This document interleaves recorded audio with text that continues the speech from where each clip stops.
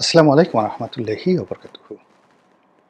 সম্মানিত দর্শক, আন্তর্জাতিক গণমাধ্যম আল জাজিরার সঙ্গে আমিরে জামাতের যে একটি সাক্ষাৎকার, এটি দেখার পরে আমার মনে হয়েছিল যে একটা কিছু সমস্যা হবে। প্রথমত যে আল জাজিরা বাংলাদেশের ব্যাপারে অতটা ইতিবাচক নয়। In general as a whole, মানে এখানে যেভাবে সন্ত্রাসবাদ হচ্ছে, এখানে যেভাবে ইসলামাইজেশন হচ্ছে, এখানে যেভাবে রাজনীতির নামে দুর্বৃত্তপনা হচ্ছে, এখানে যেভাবে রাজনীতির মধ্যে মিলিটারি ব্যুরোক্রেসি ঢুকে গিয়েছে, এটা আল জাজিরার যে এডিটোরিয়াল টিম, আমার সাংবাদিকতার যতটুকু অভিজ্ঞতা, তারা নীতিগতভাবে অ্যাজ এ হোল এই সমাজটাকে একটি নষ্ট, পচা, অপদার্থ এবং এই সমাজে ভালো কিছু গড়ে ওঠার সম্ভাবনা, এরকম একটা মন মানসিকতা তারা ধারণ করেন। ফলে কি হলো, সেই শেখ হাসিনার জমানা থেকেই আমাদের রাজনীতির যে পচা, দুর্গন্ধ যে বিষয়গুলো রয়েছে, সেই বিষয়গুলো তারা বারবার লাইমলাইটে নিয়ে আসতে চেয়েছেন। আমাদের রাজনীতির, অর্থনীতির, দেশের মানুষের চিন্তা চেতনা এবং ধর্মবর্ণের যে ঐতিহ্যগত ভালো দিক রয়েছে, সেটি আল জাজিরা, বিবিসি, সিএনএন বা পশ্চিমা গণমাধ্যম এর দৃষ্টিতে কখনোই পড়েনি। তো সেক্ষেত্রে আমাদের যারা রাজনীতিবিদ রয়েছেন, তারা কোনো সুকর্ম করার আগে, ভালো কিছু করার আগে এই ধরনের গণমাধ্যমের সঙ্গে সাক্ষাৎকার দেওয়াটা তাদের জন্য একটা বিরাট ঝুঁকিপূর্ণ বিষয়। ২ নম্বর হলো যে ধরনের গণমাধ্যম বা এই ধরনের গণমাধ্যম বাংলাদেশ সম্পর্কে ভালো ধারণা পোষণ করেনি এবং কখনোই বাংলাদেশের কোনো ইতিবাচক বিষয় নিয়ে তারা লাইমলাইটে কোনো প্রতিবেদন তৈরি করেনি, তারা ব্র্যান্ডিং করেনি। সেই ধরনের গণমাধ্যমে গিয়ে উপযাচক হয়ে বা সেই ধরনের গণমাধ্যম যদি উপযাচক হয়ে আপনার সাক্ষাৎকার নিতে আসে, সেই ফাঁদে পা দেওয়াটাই আত্মঘাতী। এখন জয়ের একটা সাক্ষাৎকার ছাপা হয়েছে আন্তর্জাতিক গণমাধ্যম আল জাজিরাতে। আপনি স্পষ্ট লক্ষ্য করবেন যে এখানে জয়কে টার্গেট করেই এই কাজগুলো করা হয়েছে।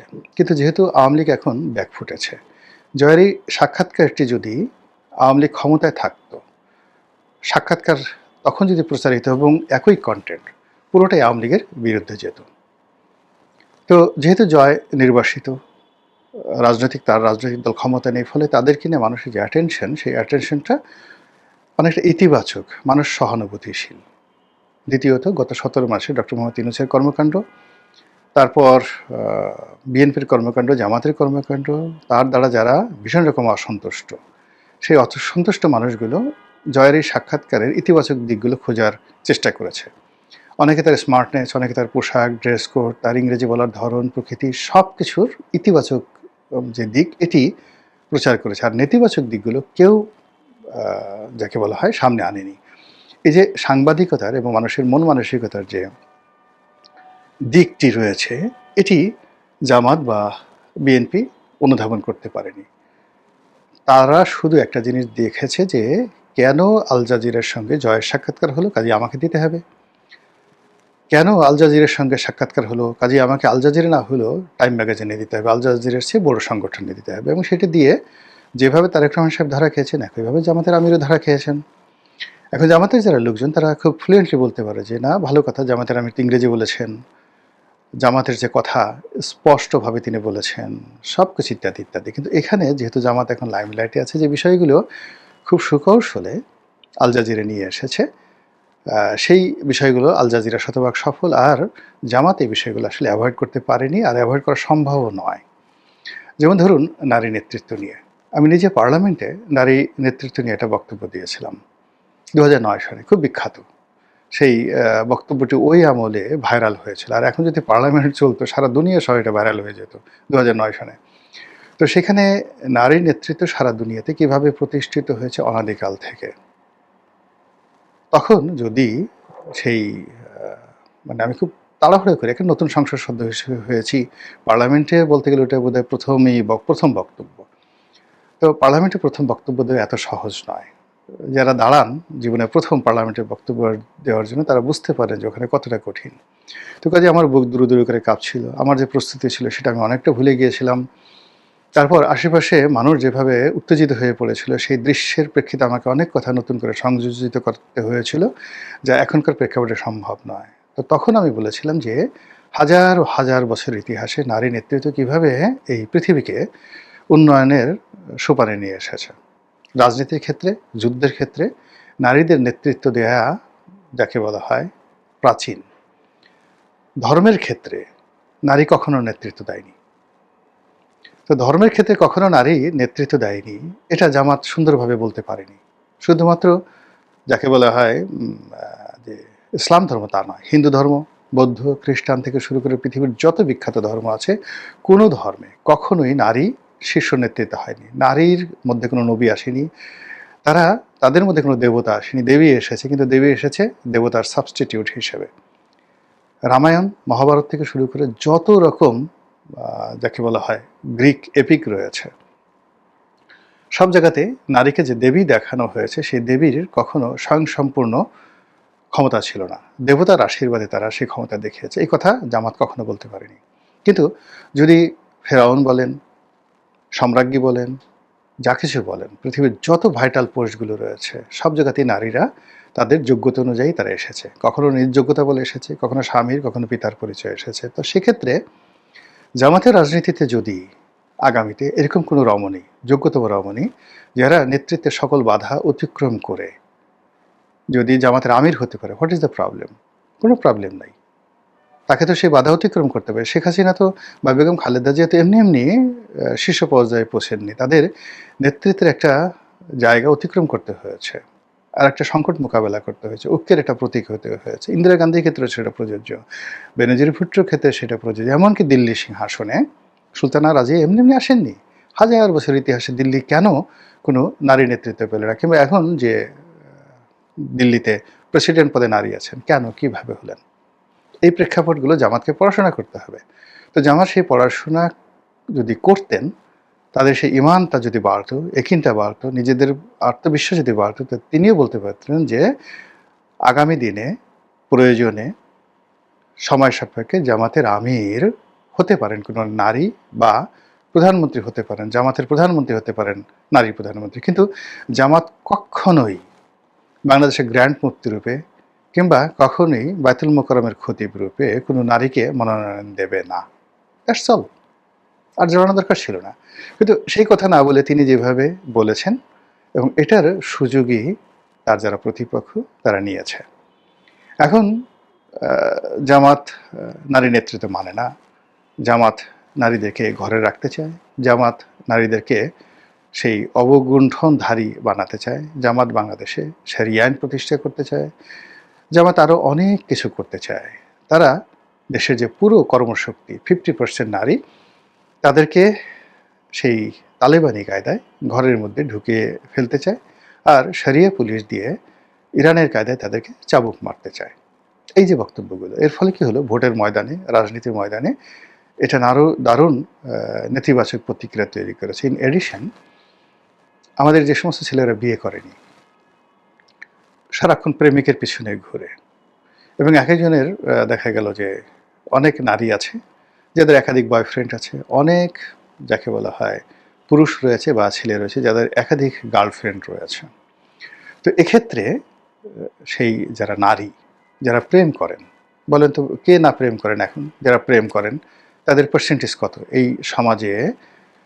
সেটা পরকীয়া প্রেম বলেন, বিয়ে পরবর্তী, কিংবা বৈধ প্রেম বলেন, সেটা ইসলামিক প্রেম বলেন, সুন্নাহ ভিত্তিক প্রেম বলেন, হালাল প্রেম বলেন, হারাম প্রেম বলেন, হোয়াট এভার মেবি, সেক্ষেত্রে এই যে নারী যে গোষ্ঠী রয়েছেন, যারা অনেকে হয়তো এ যুগে নেকাব পরে ইসলামী শরিয়া করে তার যে প্রেমের কথা, আবেদন নিবেদন শালীন ভাষায় চিঠি লিখে তার প্রেমিককে জানান, তো তারাও কিন্তু এই সময়টাতে জামাত সম্পর্কে যে ধরনের প্রচার হচ্ছে, প্রোপাগান্ডা হচ্ছে, সেই প্রচার এবং প্রোপাগান্ডা তারা ব্যবহার করে তার যারা পুরুষ প্রেমিক প্রবর রয়েছেন, সেই পুরুষ প্রেমিক প্রবর, আমি এখানে বললাম যে আমাদের এই সমাজটা কিন্তু এখন সেক্সুয়াল ক্ষেত্রে মাল্টি ডাইভার্স হয়ে গেছে।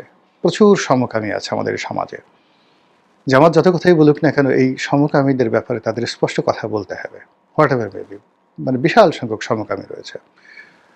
এই সমকামীর সঙ্গে সঙ্গে আবার লেসবিয়ান রয়েছে, অনেক নারী রয়েছে যারা তাদের যে শয্যা সঙ্গী হিসেবে, সঙ্গিনী হিসেবে তারা পুরুষের পরিবর্তে নারীকে বেছে নিয়েছে। অনেকে পারভার্টেড রয়েছে, শত শত, লক্ষ লক্ষ, শত শত নয়, হাজার হাজার নয়, লাখ লাখ পারভার্টেড রয়েছে ইউরোপ আমেরিকার মতো এই সমাজে হচ্ছে, যারা সীসা খাচ্ছে, ড্যান্স করছে, মদ খাচ্ছে, একসাথে গিয়ে তারা সেই বউ অদল বদল করছে। এই জিনিসগুলো বুঝতে হবে, এদের একটা করে ভোট আছে। এরপর আমাদের সমাজে তৃতীয় লিঙ্গি রয়েছে, এবং তৃতীয় লিঙ্গ কেন্দ্রিক একটা গ্রুপ রয়েছে, যেটা মানে এই অশ্লীলতার চরম পর্যায়ে। কাজে এখানে সব ব্যাপারে দেবতাগিরি দেখালে রাজনীতি হবে না। সব ব্যাপারে কথা বলতে গেলে বিপদ বিপত্তি বাড়বে। দেশের ট্র্যাডিশন, মন মানসিকতা, চিন্তা চেতনা একত্রে করে তাকে এই কথা বলতে হবে। পৃথিবীর সবচাইতে মানে গত 100 বছরের প্রশংসিত যে কজন রাজনীতিবিদ রয়েছেন তার মধ্যে বারাক ওবামা প্রধানতম। এই বারাক ওবামাকে সমকামিতার বিলে স্বাক্ষর করতে হয়েছিল চোখের পানি ফেলে।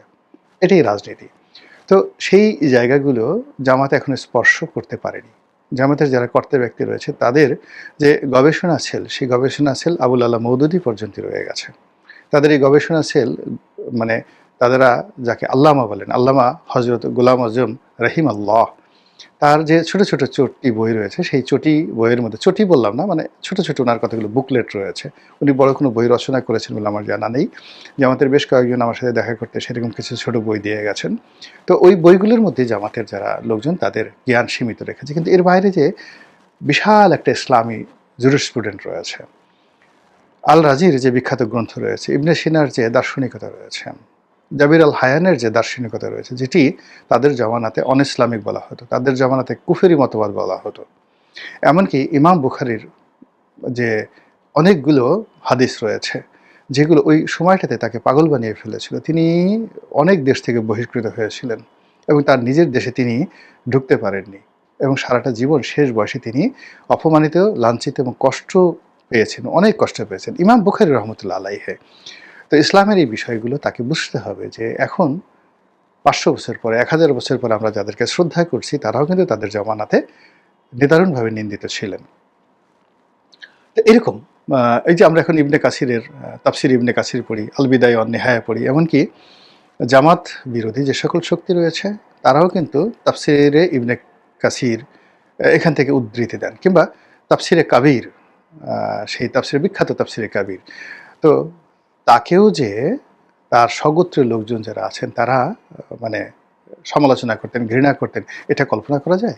ইমাম আল রাজিকে, তাফসিরে কবিরের লেখক, কিংবা ফাঁসি চেয়ে, মৃত্যুদণ্ড চেয়ে, প্রকাশ্যে পাথর মারার মানে ফতোয়া দিয়ে কবি নজরুলের বিরুদ্ধে যে কলকাতাতে অন্যান্য শহরে মুসলমানরা মিছিল করেছিল, এটা কয়জন জানেন? আমরা তো এখন তাকে মানে তার একটা গজল শুনে পাগল হয়ে যাই। তো যে এনিওয়ে, এখন এই জামাতকে এই জিনিসগুলো, রাজনীতি, কবিতা, সংস্কৃতি, এই জিনিসগুলো আরও অধ্যয়ন করতে হবে। আর সেগুলো করার পরে জামাতের যদি একটা গ্র্যান্ড সাকসেস থাকে, জামাতের এখন পর্যন্ত দৃশ্যমান কোনো সাকসেস নেই। তারা মানুষকে প্রতিশ্রুতি দিচ্ছে ধর্মের ভিত্তিতে একটি ইনসাফ ভিত্তিক শাসন কায়েম করার জন্য। তারা নিজেরা ব্যক্তিগত জীবনে অনেকে ভালো মানুষ বলে সমাজে একটা পরিচয় দিতে পেরেছে, কিন্তু এই ভালো মানুষগুলো কোনো পদ পদবিতে পৌঁছে, বড় কোনো পদ পদবিতে পৌঁছে ভালো কিছু কাজকর্ম করতে পেরেছে কোনো রকম নাই। আপনি ধরুন আমিরে জামাত ছিলেন যখন মতিউর রহমান নিজামী, তিনি ব্যক্তিগতভাবে সৎ ছিলেন, ভালো কথা, কিন্তু তার মন্ত্রণালয়ের অধীনিত সেই যে 10টা কসর মামলার যে মূল এভিডেন্স, সেটা হলো তার মন্ত্রণালয়ের অধীন, শিল্প মন্ত্রণালয়ের অধীন কর্ণফুলী ফার্টিলাইজারের যে টার্মিনাল, চট্টগ্রাম বন্দরের উল্টো দিকে, সেই টার্মিনালে এই অস্ত্রগুলো খালাস হয়েছিল।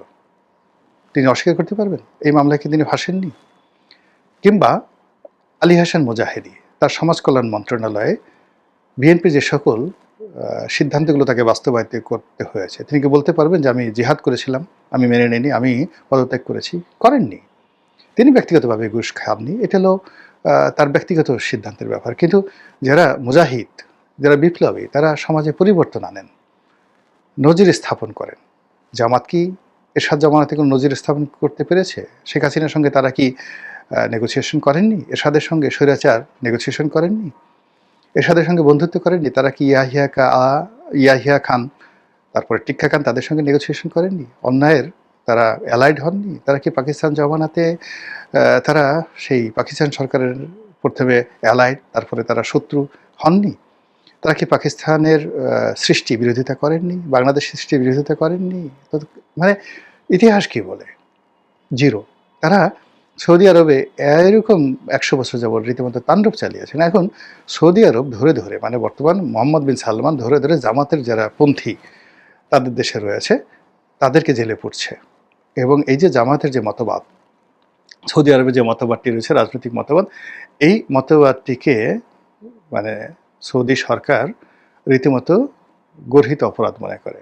তারা ইখওয়ানে মুসলিমিন, মুসলিম ব্রাদারহুডের কোনো কার্যক্রম সৌদি আরবে চালাতে দেয় না। এমনকি তুরস্কের একই পার্টি সেই মতাদর্শের, তাদেরকে সৌদি আরবে কোনো কর্মকাণ্ড করতে দেয় না। এবং এই রাষ্ট্রগুলোর সঙ্গে সৌদি আরবের সম্পর্ক ভালো না। তো বোঝার চেষ্টা করুন যে জামাতি মতবাদ মানে ওহাবি মতবাদ, সেই মতবাদের উপর একটি রাষ্ট্র প্রতিষ্ঠিত হয়েছে। সেই রাষ্ট্র প্রতিষ্ঠিত হওয়ার পর প্রায় অলমোস্ট 300 ইয়ার্স পর, 250 বছর পর, এখন সৌদি আরব বলছে যে না, এটা আমাদেরকে শেষ করে দিয়েছে। এই মতবাদ আমাদেরকে সারা পৃথিবী থেকে আলাদা করে দিয়েছে। আমরা সুন্নিয়তে ফিরতে চাই।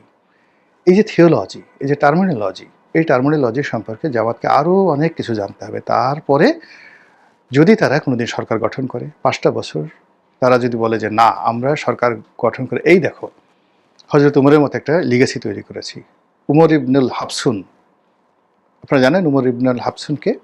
সেই উমর ইবনুল হাফসুনের মতো আমরা একটি ইতিহাস রচনা করেছি।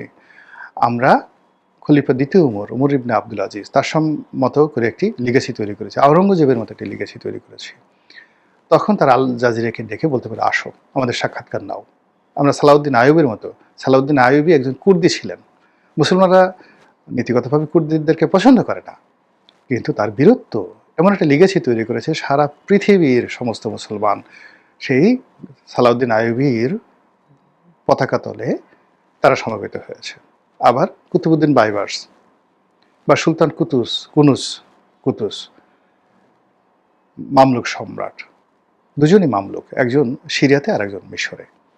তো তারা যখন হালাকু খানের সেনাপতির বিরুদ্ধে বা হালাকু খানের বিরুদ্ধে অস্ত্র তুলে ধরেছিল, সারা মুসলিম জাহান তাদের অস্ত্রের নিচে যাকে বলে মাথা নত করে আনুগত্য দেখিয়েছিল এবং যুদ্ধ করেছিল। এবং তারা কেউ বলেনি যে আমরা দাস বংশের অধীনতা করতে পারবো না। তারা ওইভাবে তাদের লিগেসিটা প্রতিষ্ঠা করেছিল সুলতান বাইবার্স, রুকনুদ্দিন বাইবার্স, মামলুক সুলতান। তো জামাতকেও ঠিক একইভাবে যদি জামাত সেই লিগেসি তৈরি করতে পারে, তাহলে চরমোনাই থেকে শুরু করে আটরশি থেকে শুরু করে বাংলাদেশের প্রভাবশালী দরবার যেগুলো রয়েছে সব জামাতকে সমর্থন দেবে। সেটা তৈরি করার আগে, লিগেসি তৈরি করার আগে জামাত যতই স্বপ্ন দেখাক, সেই স্বপ্ন তো সেই যে সবাই দেখাচ্ছে, কুয়াকাটা মানে দেখাচ্ছে, একজন পীর আছেন না কুয়াকাটার পীর, সে দেখাচ্ছে, আরেকজন পীর আছে আব্বাসি, সেও দেখাচ্ছে। তো what is the difference between Abbasi and Kuakata and যাকে বলা হয় জামাতে আমিরে জামাত? কোনো ডিফারেন্স নেই, বিকজ পুরোটাই এখন কল্পনার জগতে আছে। তারা তাদের ব্যক্তিগত জীবনে, সামাজিক জীবনে, রাজনৈতিক জীবনে সফলতা দেখাতে পারেননি। আর সেই সফলতা না দেখিয়ে এরকম একটা আল জাজিরার মতো একটা প্রতিষ্ঠানে সাক্ষাৎকার দেওয়া আমি হলেও অন্তত দিতাম না। মহান আল্লাহ আমাদের সবাইকে হেদায়েত দান করুন এবং হেফাজত করুন। আসসালামু আলাইকুম রহমতুল্লাহি ওয়া বারাকাতুহু।